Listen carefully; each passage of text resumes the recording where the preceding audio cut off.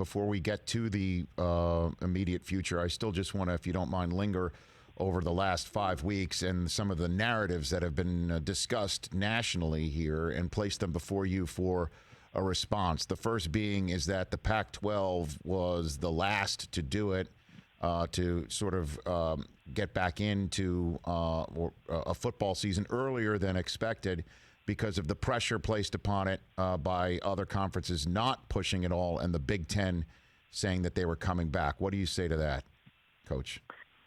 Well, I'm used to people disparaging us that don't live on the West Coast. That kind of happens all the time. I do believe and wholeheartedly and would have absolutely supported not coming back earlier if we didn't have this testing deal. What we've seen across the country, schools being shut down, programs being shut down, schools that are doing the best job they can. I will never point the finger at anybody. I know that they're doing the best job that they can. Testing once a week, twice a week, with so many student athletes that not just interact on campus but interact in their communities. We didn't feel it was good enough, and honestly, we've been proven right. There are places that are doing a great job and student athletes that are working really hard. But if you're not testing daily and you're not testing more frequently, you're going to have those outbreaks that have happened all over the country with programs being shut down for a week plus, with schools that brought the students back and then sent them back home. This is a difficult thing, and we don't take it lightly. Our university presidents have not taken it lightly. So we were going to follow the science. We were going to do this if this made sense. And with this new deal to test daily, now it makes a lot more sense for us to accelerate. We weren't going to be pressured by the Big Ten, and we weren't going to be pressured by what other people were doing.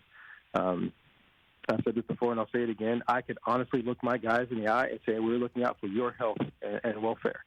And that's why we were making the decisions that we were making. Yeah, and I guess you kind of touched upon the other narrative, Coach, that I'm sure rankles, that there wasn't enough push by the fan base or by the parent base in the Pac-12 in the same way that we saw in the Big Ten, because there's not nearly as much enthusiasm out in Pac-12 country. I placed that one before you too, David Shaw. Yeah. People will make whatever narratives they want, which is fine.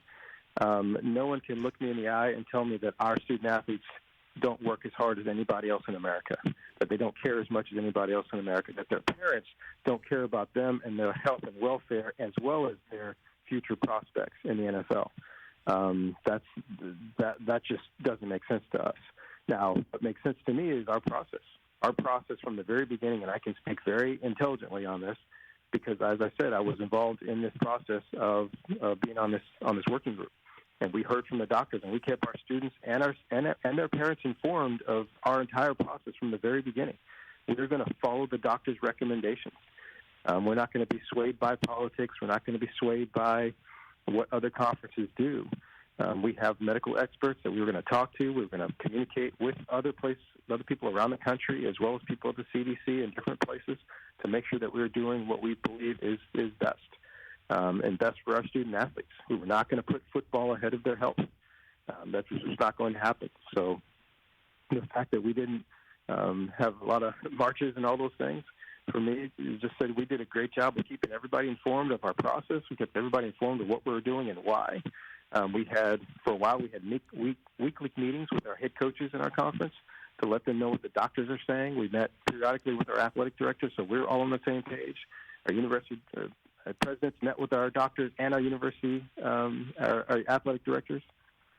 So I think we were all on the same page this entire time. And now, once the science found an option for us, and now an option to come back and play, we followed that. We didn't follow pressure from anybody else. Understood how some people felt, but the fan bases and all those things. Hey, those are all great.